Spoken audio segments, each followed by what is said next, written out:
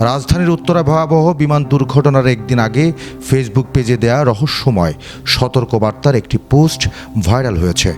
রোববার ফেসবুকে anonymous main page নামের ভেরিফাইড এই পেজে বলা হয়, একটি স্কুল ভবন ধসে পড়তে যাচ্ছে, যার ফলে বহু শিশু প্রাণ হারাবে।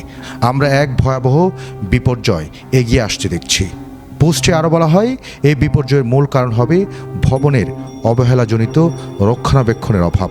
আমরা আমাদের সর্বোচ্চ চেষ্টা করব এটি ঠেকাতে। আমি একজন স্থপতি হিসেবে এই বার্তা দিচ্ছি। এদিকে ভাইরাল হওয়া পোস্টটির ব্যাপারে সাইবার নিরাপত্তা বিশ্লেষক আবদুল্লাহ আল জাবির বলেন, অ্যানোনিমাস মেইন পেজ নামের পেজটি একটি ভুয়া ও প্রতারণামূলক পেজ।